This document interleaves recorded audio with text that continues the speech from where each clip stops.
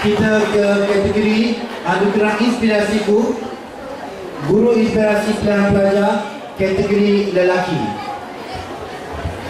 5 undian tertinggi ialah Encik Muhammad Fadli bin Mansur,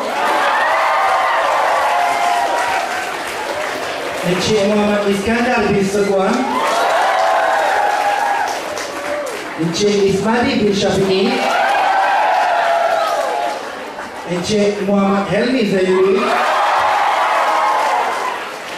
dan Encik Ismail bin Mahrib.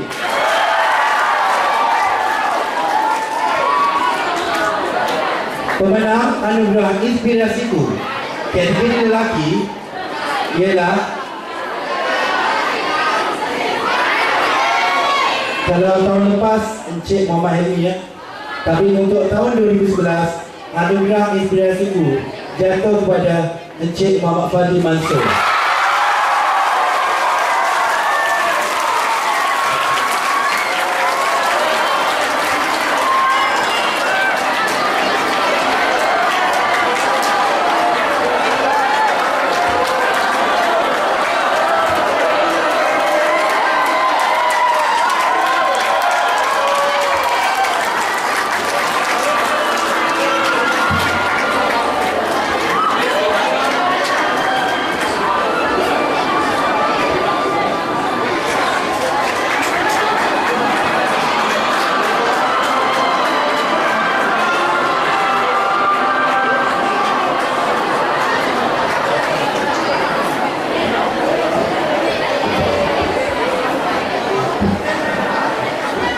Assalamualaikum dan selamat pagi.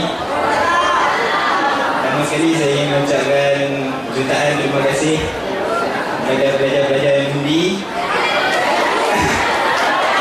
Dan di kesempatan ini saya ingin mengucapkan selamat Hari Guru kepada semua guru. Dan kemudian saya doakan kejayaan semua pelajar. Sekian, terima kasih.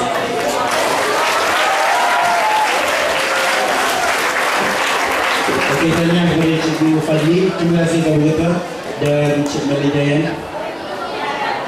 Jadi akhir kata dari saya, selamat Hari Guru. Assalamualaikum.